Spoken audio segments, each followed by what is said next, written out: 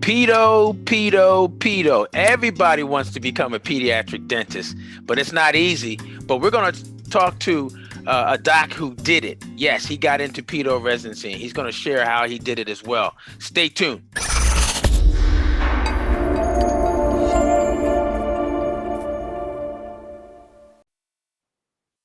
Hi, this is Dr. Darwin, the new dentist coach, with another episode of Ask Dr. Darwin on the New Dentist podcast show, where we talk about getting into dental school, getting into residency, surviving both dental school and residencies, and then life as a new dentist.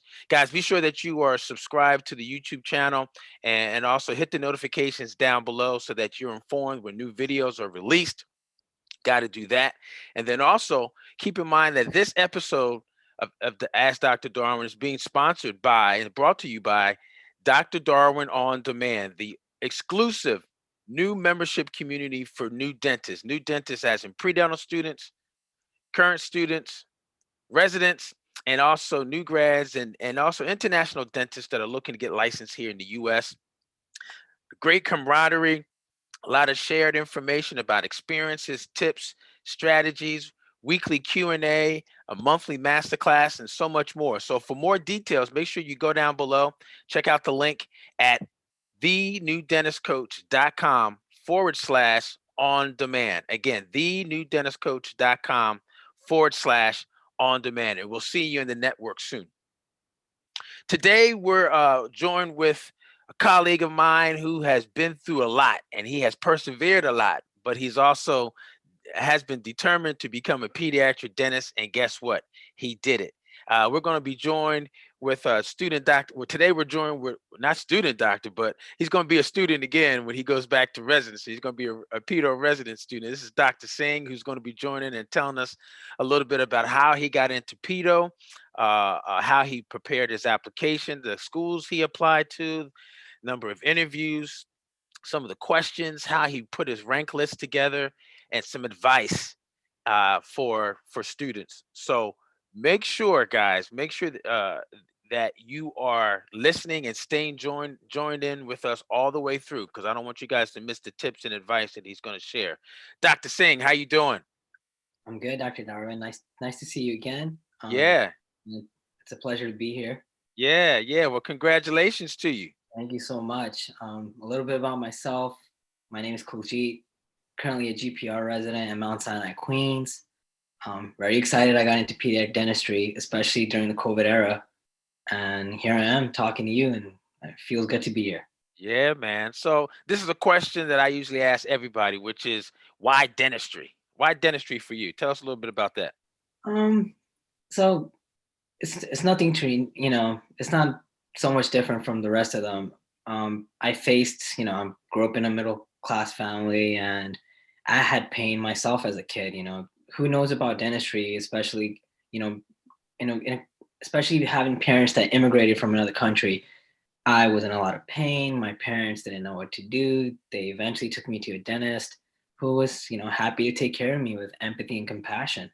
And that really left a deep impression on me, and my desire to do the same for others who are struggling through the same situation. And later on, after high school, I pursued dentistry, and basically that's what got me into dentistry. And I feel very lucky to be here. Awesome. So let's pivot and talk a little bit now about PEDO, your dream specialty. Why PEDO? Why PEDO in the U.S.? Because I know you did some training also in India at one time. Yeah. That's where you got your first dental degree, right? And made it back over here to the U.S. Went to school here, and now doing a GPR and also getting ready to do a PEDO residency. So why PEDO? Why PEDO for you? So when I was in India, I did a lot of community work, especially seeing kids, at these villages. No one even knew what a toothbrush was. And, I feel like helping them at a young age kind of inspired me to do this everywhere. And I'd finished dental school there. I came back here, started studying for my boards like the rest of them, also started working. But there was this one office that really intrigued me. I'm going to back away from pediatric for a second. It was an office where, ortho had, it was very tech savvy. I'm like, I want to go check this out. Stepped right in, and he welcomed me. He's like, okay, let's have you working. As soon as I'm about to work, he shoved me into pediatrics. I'm like, what just happened to me here? And believe it or not, no matter 2 or 3 days, I fell in love with pediatric dentistry. It's not just treating kids; it's behavior management. You become a kid yourself, yeah, and you got to know your limitations when you have to step your own ground and be like, no, stop. Like, now's the time to play. Now's the time to get serious. So it's everything is like very mixed into pediatric dentistry. So that's when I realized, this is what I want to do. I don't want to just do, simple dentistry where I'm doing class twos. I want to actually sit down, be on a personal level, and treat these kids at a young age so they know what to expect in the future. Absolutely. That's great. Well, let's talk about the PEDO application because PEDO applications over the last 5 years have just really skyrocketed. Tell us a little bit about how you prepared for your application because, I know a lot of people will apply to PEDO right out of school, and there are a lot of programs, residency programs that want you to do a little residency beforehand, get some experience, right? So tell us a little bit about how you prepared your application. So like everybody else, even me, I was like, should I apply during my 4th year dental school? I call these residencies. They were like, we do consider applicants that apply in their 4th year, but we prefer people with residency. We prefer with more experience. So they kind of hinted to you that you could get lucky and get in this year, or if you want extra chances, build up your resume, do another residency. But the way I prepared my application was, I did it before I even got into the international program. Like I said, I was assisting at this private practice where I was learning a little bit about pediatric dentistry. So to all those out there that actually want to pursue pediatric dentistry, and if you're an international especially, be at a clinic where there's specialty there. Know what you want to do from the beginning, because there's no such thing as like, what's that famous thing called in college here? Undecided. Do not be undecided here. You want to have your application like a resume going before you even start school, especially for IDPs.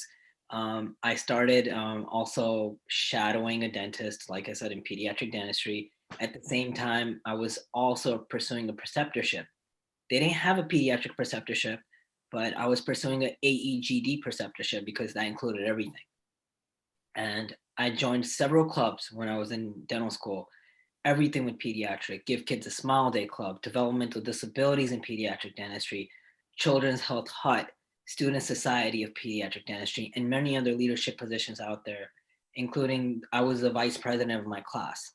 And I was also, so a little different from pediatrics is all these residencies, they want to see how you are as a well-rounded applicant. They know you have the leadership when they see that on your resume. They know that if you have research on it, you have that also. But they want to see that, are you the one that could pursue academia in the future? They want to see something in teaching. If you're able to teach like 1st year and 2nd year dental students during your independent student option, study option, that looks really good on your application.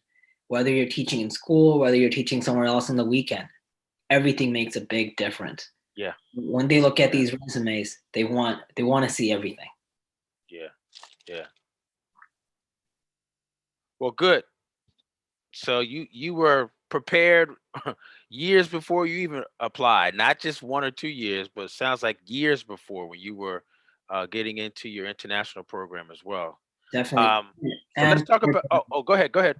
for those applicants that actually want to go to pediatric dentistry in their own dental school, I would recommend always go shadow in their student resident clinic.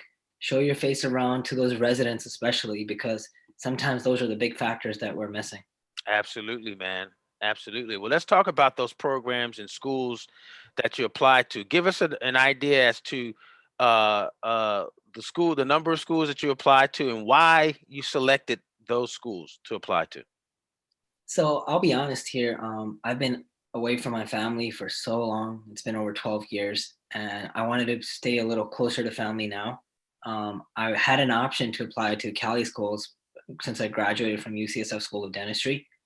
but I limited myself to the tri-state area. I applied to New York schools, one school in Connecticut, one school in New Jersey, but still, it ended up being a good amount, 15 schools at least. And I'll tell you this, being an international student, the more you apply, the better, because especially in New York, I don't know if you, I don't, you probably know more than me. Getting a license in New York is not easy, especially for international. And if you're applying for pediatrics, you should definitely have a New York license first, which I didn't.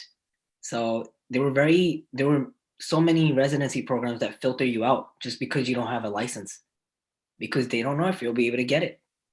So I call these directors to, just to let them know, hey, I'm currently in a GPR. I sent them a certificate or something written by my director saying that I do have a limited license in the United States. Well, not United States, in New York. So please consider me as an applicant. And Right. I wish I applied to more schools, but thank God, I got in. But this is just future advice for everybody else that's applying out there. That the more you apply, the better. Yeah, yeah. So, what about your interviews? You said you applied to about 15 schools. How many interviews did you get? And do you remember any specific interview questions that were just kind of strange or were peculiar? So, so I'll tell you this. Out of the 15, I only got 4 interviews, which even getting 4, I believe I got very fortunate. You know, some people out there just got 1, and I don't even know if they made it or not. But with 4, I still felt like I was competitive, especially during the COVID year. This year, there were people applying with 10 years of experience. They're going back. Who am I to stand against them, right? And they have a GPR, they did an AAGD, but I guess they also want to see whether you're teachable or not. At that kind of, you know, being outside, practicing, having your own practice, you want to do your own thing. Seeing somebody already in GPR right now, you're teachable. You're not going to be like, oh no, I did it this way. No, you'll do it the way they tell you. And the, there were very different kind of interviews that I went through. Like, let me give you a scenario. Should I mention the schools, or like, how should I say this? Okay, so St. Barnabas, for example, their interview was a 1-day interview. I have never heard these kind of questions in my life. Probably one of the hardest interviews I ever went through.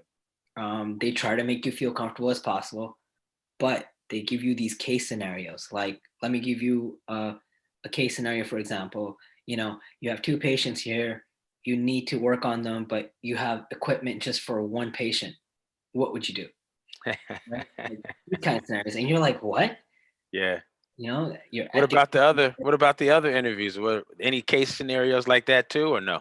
yeah. Let's just say, you know, you pulled out the wrong tooth. What are you gonna do now? Like, and like, the way I would answer this is, because I'm a student, I would go tell my attending, get everything documented and inform the patient, and further proceed. But they want you to think as a student when you're answering these questions. They don't want you to think as a doctor being independent, because they want to know that you're teachable. So all these interviews that they did, they just want to see whether you're there to be a leader and doing your own stuff, or you're there where we can stop you and tell you, no, this is how it's supposed to be done. So at the end of the day, they want you as students. So I also had an interview at Jamaica Hospital where, there it was more of a, I would say, like an intro, and then the second time they filtered them out, and then they probably just figured out who they wanted to call the second time. And then there was another interview I gave where this interview was very casual, to the point I felt so comfortable. They just wanted to know you as a person, why why you want to pursue that residency, and what kind of experience you come with. Like, they would ask you, how many popotomies have you done in the past? How many did you even treat kids in the past? So, every residency just had very different questions. I still remember I had another question which I didn't have the answer to, but I had to think of something right on the spot. If you were a cartoon character, which cartoon character would you be? And being a candidate, you start thinking, what cartoon character would they want me to be? Right? So I picked Bugs Bunny, but I don't know if that was correct or not. But I mean, sometimes they just want to match your personality to the residency. Yeah. See if you're a perfect fit for them or not. And sometimes they just want to learn a little more about you as to why you picked that character, or sometimes you'll get it in the form of a superhero. If you were a superhero, what would be your special power that you would want to have? Mine's flying. I want to fly so I can get there and see the sights and get there quickly. Exactly. Like I you said, I know, want to be Batman because I have Robin with me. there you go. You got a sidekick, got somebody with you Exactly. I got a don't know if that's wingman. interpreted like if I have an assistant or not. I don't know. Right, But right, right. I mean, it was some of these places are very casual. Yeah, and that's good. And that's good. So 4 interviews for the programs, and now you leave the interviews. Now you're stuck. It's December.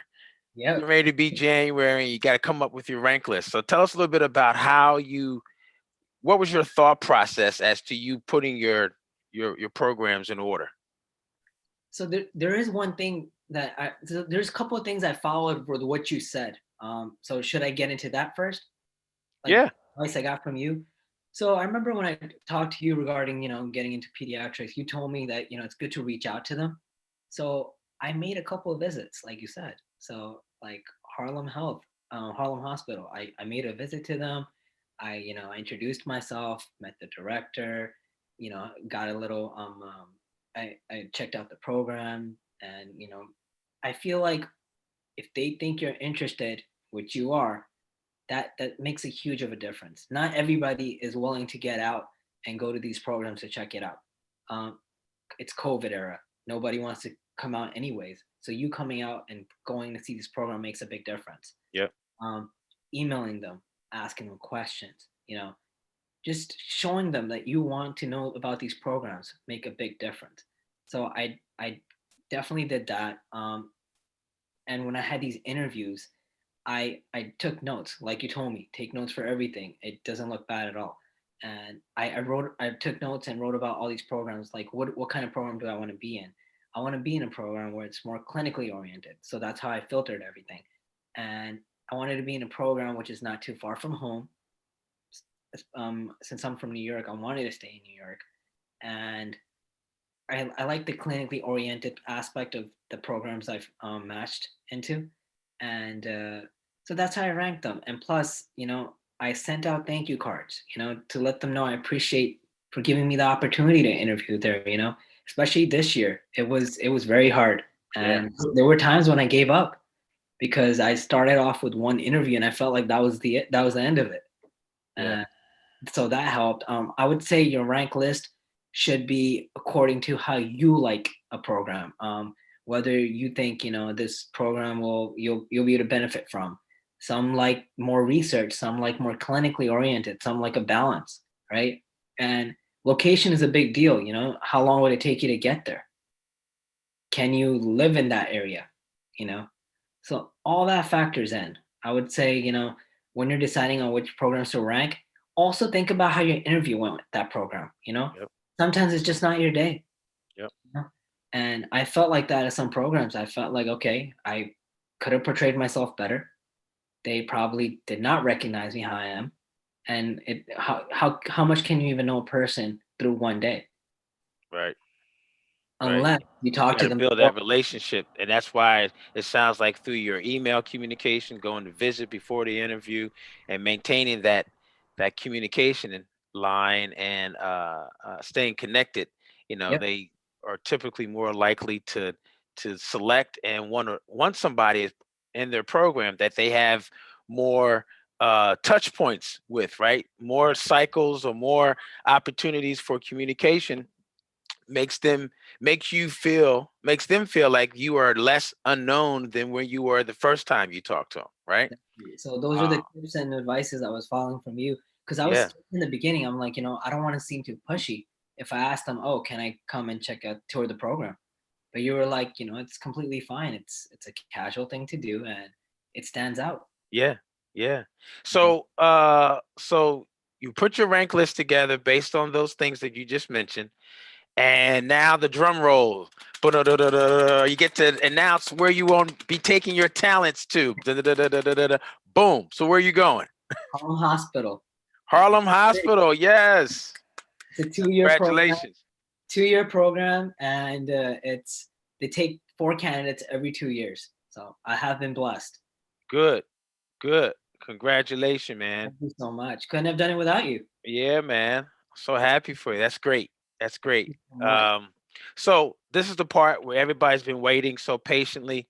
Advice, tips for applicants, knowing what you know now. I know you shared a couple things that you mentioned earlier, but if you had to wrap it up and give us like 3, 4 tips for applicants on how to get into pedo based on your experience, what would 1, you? be Go ahead. prepared in advance. 2, have your mentors out there. What do you mean by be prepared in advance? What do you mean? Can you go into detail a little bit about In that? advance is, you need leadership qualities. You need to be shadowing somewhere. You need to have some kind of, when I say mentors, not just, faculty mentors, you need to know students too that were ahead of you. What did they do? What can they tell you that, you could do differently now? Because every year the competition is going up like no other day. So you need to be shadowing somewhere on the weekends. Hey, if you're lucky, work on the weekends. Go work, go assist in a pediatric practice, because you get to know the private practice part of pediatric dentistry, because it's different from residency. Definitely try to do a GPR AEGD. Do filter these GPRs, because there's some GPRs you do not see kids. You do not want that, because that might go against you. Because another year of not seeing kids, they will ask you in these interviews, are you seeing kids in your GPR? And your answer should never be no.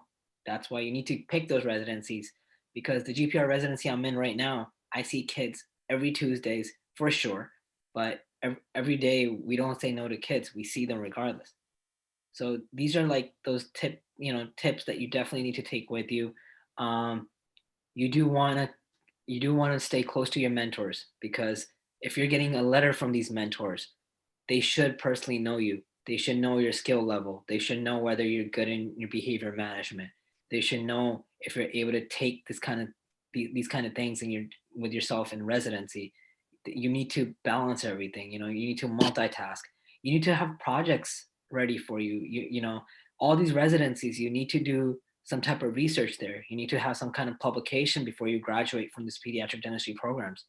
So definitely have a research in mind once you get in, for sure. But always have something ready. Have a set schedule. Not every schedule goes through. Not everything goes as planned. But try to do the best you can.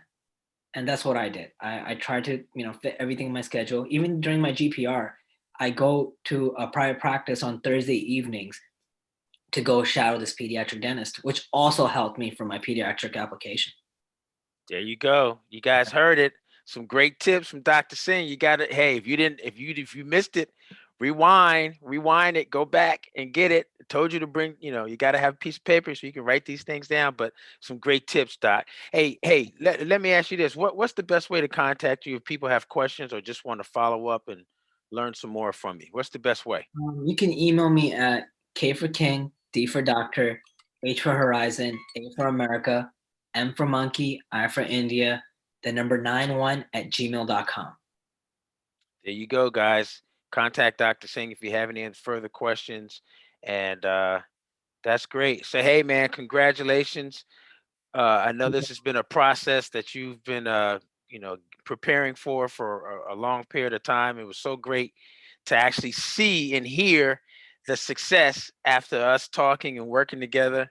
Definitely. And glad to see that the coaching and the training paid off, and you're on your way to become a board certified pediatric dentist. So, congratulations, Thank man. you. Thank you so much. Congratulations. Such tips from you, I'm telling you. Even that one tip that you told me, I documented everything. I wrote down everything just so I don't forget it. Yeah, man, you Everything got you to told do me that. helped. Thank Yeah. you cards, um, staying in touch with these coordinators. Every little bit helps. That's right. It's a process. It's a process. You guys check out these process. These are actually videos, and hopefully these will help you out as well. And that's our time, man. Love, peace. and smiles. We'll see you guys on the next video.